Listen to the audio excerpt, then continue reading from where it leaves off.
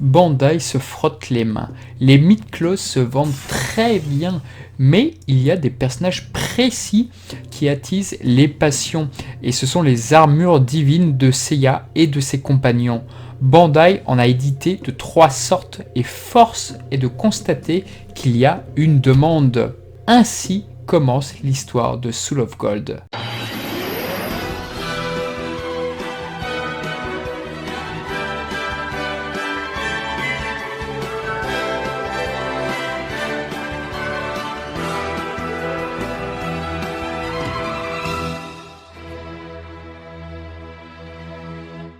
D'accord, les armures divines se vendent très bien.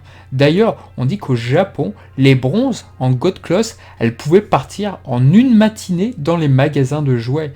Mais si on rempilait ce succès sur des personnages autrement plus populaires que Seiya, les personnages à se vendre le mieux, vous le savez, ce sont les 12 chevaliers d'or, les 12 Gold Saints. Ainsi, très vite, Bandai contacte Masami Kurumada et son studio. Le studio de Kurumada est alors chargé de concocter 12 designs représentant les personnages cultes. Les mid-close ne vont pas tarder à se créer, dotés d'une finition exemplaire, un design extrêmement digne. Oui, ce sont de belles réussites sur le plan visuel. Mais comment expliquer cette évolution de Claws ? Une série est produite pour accompagner le lancement de cette série de mid-close. Les puristes le savent, mais dans les années 90, Masami Kurumada avait imaginé un projet se passant avant le manga où les Gold seraient les héros, et à leur tête il y aurait Ayolia. Ce projet a été repris par Okada via Saint Seiya épisode G. Dans ce brouillon, établi par le maître, il suggéra déjà l'idée de transformer les Gold Claws en God Claws. Furata, qui avait réalisé quelques storyboards de la saison 2 de Sensei Omega, fut approché pour la série Soul of Gold. La production ayant reçu comme consigne de ne viser que 13 épisodes, c'est bien peu pour développer les héros, cette fois-ci très nombreux, ainsi que les antagonistes. Pour soulager cela, Furata proposera que l'intrigue se passe au royaume d'Asgard. Les fans connaissent la série TV, ou bien le second film était plus facile d'exploiter cet univers sans devoir repartir à zéro. Il fait réapparaître ainsi Freya et Hilda pour les anciens fans. Dès le premier épisode, pas d'ambiguïté, Ayolia sera le héros. Alors pourquoi ?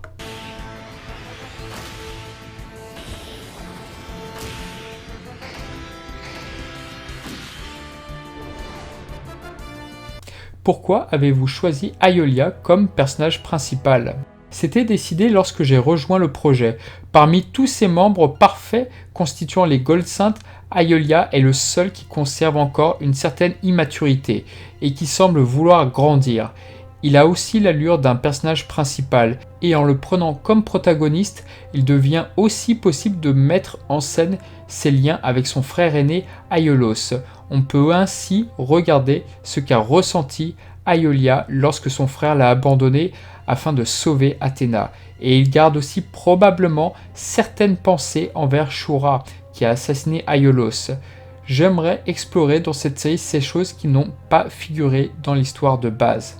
Mais Furata tient également à rassurer les autres fans, notamment ceux de Deathmask et Aphrodite, des personnages vivement critiqués via l'arc Hades. Ce que je veux dire avec force et à tous les fans est « ne vous en faites pas », Deathmask et Aphrodite vont avoir de jolis moments. Je n'infligerai pas de souffrance aux gens des signes du cancer et des poissons. Il y a en fait beaucoup de fans de Deathmask parmi le staff, parce que c'est celui qui ressemble le plus à un humain normal. Tout le monde prévoit d'essayer d'insérer des scènes supplémentaires avec Deathmask si des vides se présentent.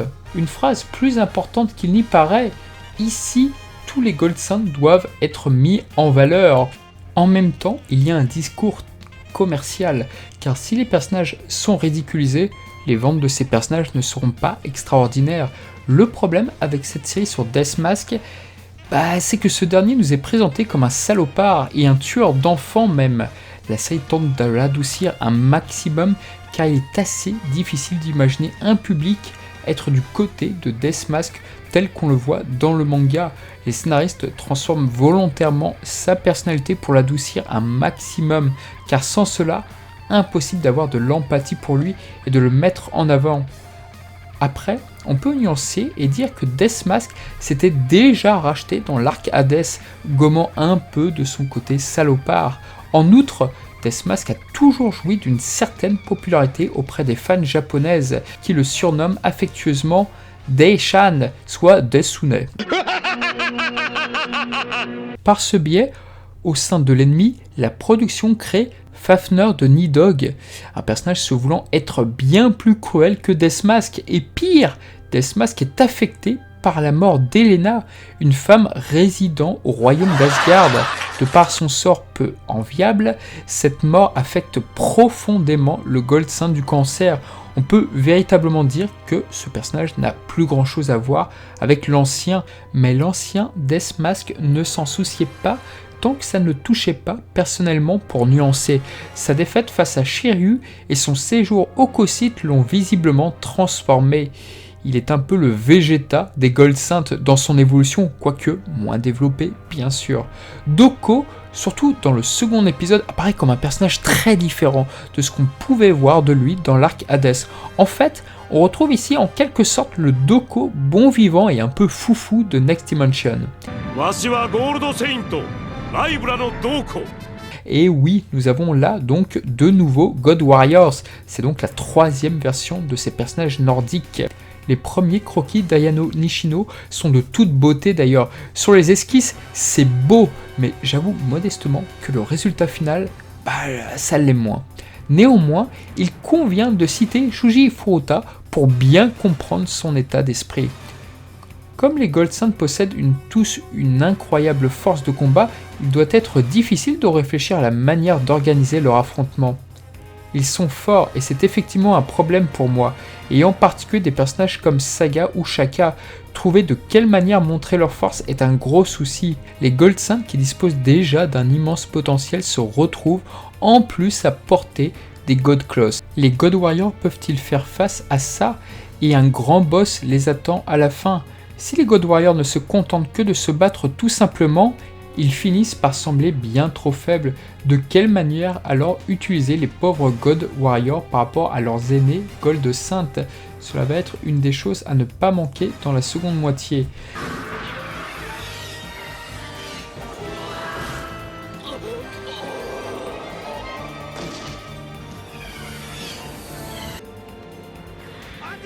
Alors, c'est en effet quelque chose que je constate assez souvent, comme dans ma vidéo Abel, où beaucoup s'étonnent de voir Shura et Camus tomber aussi facilement.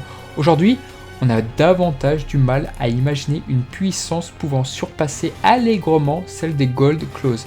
J'en suis tristesse. Et cette interview le prouve que trop bien. Et d'ailleurs, c'est assez intéressant cette interview. Cela signifie que pour mettre en danger les Gold Claws, alors il faut faire soit intervenir un dieu, soit il faut trouver une entourloupe pour diminuer leur pouvoir. Les temps ont bien changé par rapport au quatrième film, car il n'est pas question qu'un Gold Saint soit peu exploité ou pire, soit ridiculisé. Le but est de montrer la manière la plus digne possible les 12 constellations sous leur meilleur jour. Il est plus que probable que Bandai ait eu un droit de regard pour veiller à cela. Pour les God Warriors, la production s'est cassé la tête car les personnages issus de la mythologie nordique ont tous été pris par le second film et par la série TV. J'ai bien entendu fait des recherches, mais j'ai vu que les meilleures parties de la mythologie nordique, telles que Siegfried ou Thor, avaient déjà été utilisées par le chapitre Asgard de la série TV.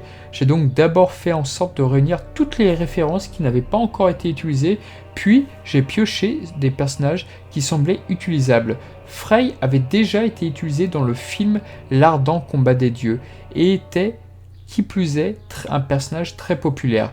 Comme je voulais m'en servir coûte que coûte, je l'ai fait apparaître sous un autre nom en tant que Frodi. Les God Warriors ont donc des aspects mythologiques et sont également associés à des animaux de la mythologie nordique. Loki, qui apparaissait dans le second film, devait probablement être moins populaire. et je pense que c'est le cas. Ainsi, un autre personnage portant son nom apparaît pour être l'ultime rempart des Gold.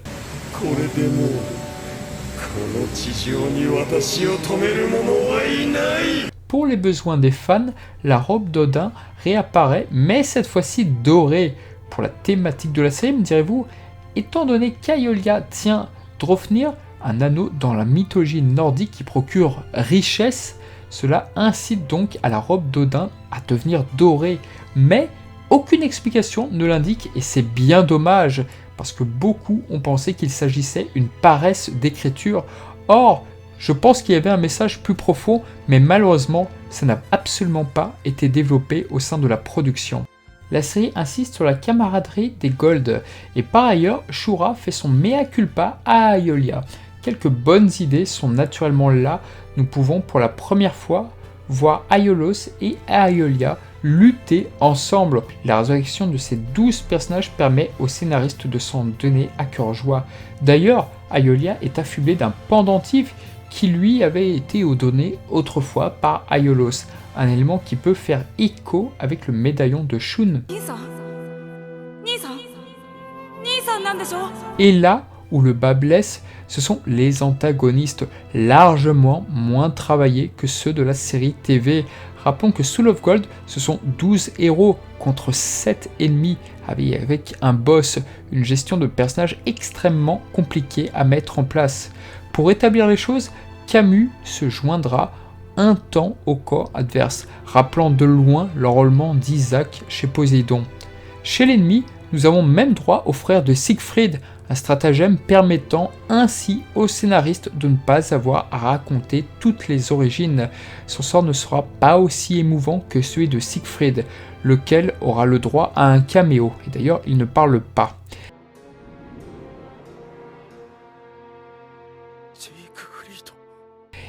Héraclès est un personnage dont la personnalité malheureusement n'est pas très fouillée. On sait qu'il est extrêmement fort et qu'il recherche à se battre contre des personnages forts.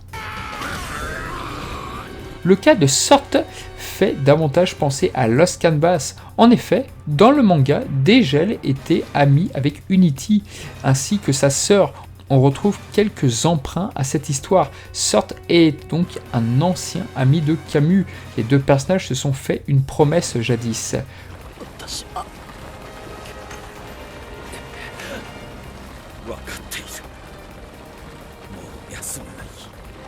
Frodi est l'adversaire attitré d'Aiolia, un personnage valeureux qui retrouvera la raison.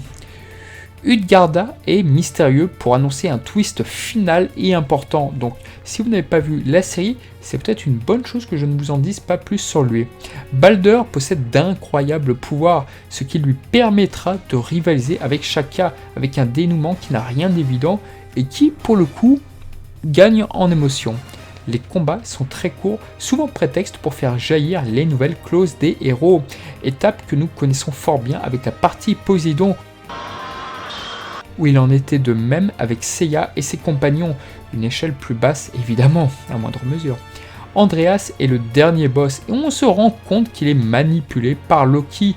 Un terrible affrontement intervient entre lui et Aiolos et Aiolia, les deux seules saintes restants, avant que les autres Gold saintes ne soient réveillés pour un final explosif. D'ailleurs, ils sont réveillés justement grâce à Aphrodite.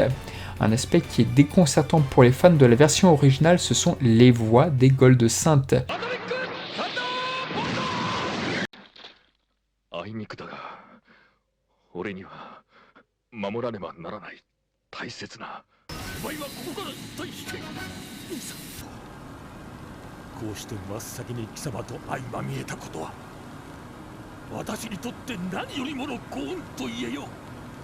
Nous sommes en 2015 et là, on peut vraiment le dire, mais la plupart des voix ont vieilli.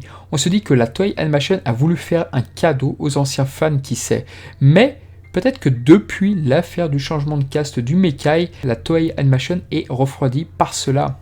Le plus désarmant est sans nul doute la voix d'Aiolos, la voix de Yusuka Yara en 2015. Il avait à ce moment-là 67 ans.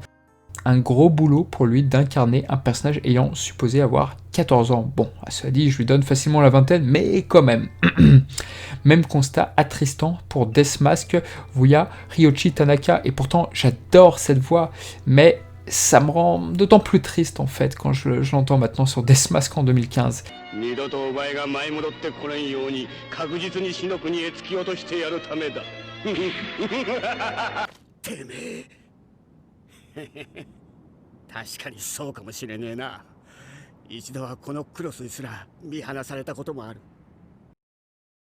Mais là, pour le coup, oui, les voix ont changé. Là où je n'étais pas vraiment d'accord en 2002 concernant les attaques qui concernaient donc la voix de Ryo Horikawa sur Shun, parce que les Japonais trouvaient que la voix avait beaucoup trop vieilli, moi je ne trouvais pas. Là, pour le coup, pour Soul of Gold, bah oui, pour moi, là c'est le cas, les voix ont vraiment trop vieilli. Après, symboliquement parlant, c'est peut-être la dernière fois qu'on les entend tous sur les Gold Synth. Tout du moins l'équipe de 2002, évidemment. L'équipe de 86, avec tous les décès qu'il y a eu, sur la voix de Saga, la voix de Shura, évidemment, on ne pourra jamais retrouver les Gold de 86. Donc voilà, c'était le casting de 2002. Forcément, voilà, en 2015, ce ne sont plus les mêmes voix. Greatest Eclipse. 太陽があの状態になってからどのくらい経つ？1週間ほどでしょうか。 Le scénario fait part à des choix parfois étranges, notamment lorsque Lifia indique que l'éclipse visible au ciel est là depuis une semaine. Or, Hades a déclenché cela dès la bataille au Mekai. Cela signifie donc que Seiya et ses compagnons auront mis une semaine pour atteindre Elysion via la dimension. Difficile à croire, à moins que Loki n'ait trompé le temps. Et toutefois, il était question justement que le retour de Loki entraîne un dérèglement spatio-temporel à Asgard, mais cela n'a pas été abordé dans la série malheureusement. L'un des soucis que j'ai avec cette mini-série d'ONA, c'est son style. Autant dans le Canvas, oui, le style était différent en raison d'un problème de droit. Sur Saint Seiya Omega, Makochi a divulgué les intentions de la firme. On aime ou on déteste, mais c'était pour faciliter l'animation. Ici, dans Soul of God, on est dans un entre-deux. On essaye d'imiter l'ancien style de Saint Seiya sans vraiment y parvenir pleinement. Certains plans ne sont malheureusement pas à la hauteur. Il y a d'ailleurs deux versions de Soul of Gold, la version streaming telle qu'elle était diffusée au Japon officiellement et la version Blu-ray. Dans cette version, de nombreux plans ont été retravaillés. En France, il y a eu une confusion au moment de la sortie de la série, puisque la Toei Animation n'avait pas fourni, semble-t-il, à AB Productions la seconde version, ce qui fit scandale chez les fans. La nouvelle version est donc ressortie peu après. Ne vous faites pas avoir si vous achetez la série. Quant aux musiques, hélas, Toshihiko Sahashi ne rend pas ses meilleures compositions, peu inspirées dans l'ensemble malgré quelques fulgurances, surtout sur les derniers épisodes. On a le droit à quelques bizarreries néanmoins musicales sur certaines scènes.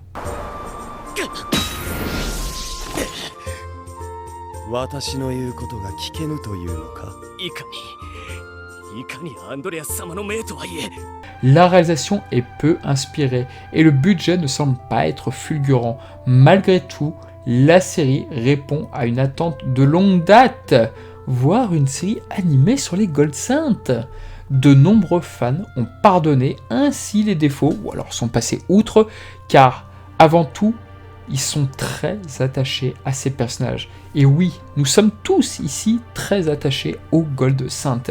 Il y a quelques dialogues savoureux, comme Saga qui s'excuse auprès d'Aiolos par exemple. Par ailleurs, c'est troublant, voire exaltant de voir Aiolos et Aiolia se battre ensemble. Pour notre cœur de fan, oui, on ne peut pas être indifférent à cet attrait. Ce qui me chiffonne, c'est qu'on a l'impression qu'il y a une équipe qui a constitué des recherches très pertinentes, mais qu'elles ont été sabordées par une production désireuse de simplifier l'intrigue au maximum. Et à la fin, je ne comprends pas, car on sait d'avance que les clauses vont être détruites, et ce, très facilement par Thanatos. Du coup, les adieux des Gold, désireux d'envoyer leurs armures à Elysion via Poséidon, ça me pose quelques problèmes, vraiment. Soul of Gold est une série qui aurait très bien pu avoir un meilleur souffle, mais elle fut principalement pour accompagner cette nouvelle gamme de Midcoast. La série d'origine, c'était un peu le cas, vous me direz, avec les close séries, mais la série avait un budget alloué qui fait qu'aujourd'hui, je la regarde encore. Quoi qu'il en soit, Soul of Gold a néanmoins rencontré un succès auprès de ceux qui voulaient voir les Gold Suns briller une toute dernière fois. Il s'agit d'ailleurs de la production de Saint Seiya qui a le mieux marché chez la Toei Animation depuis Hades. A bientôt pour une prochaine vidéo.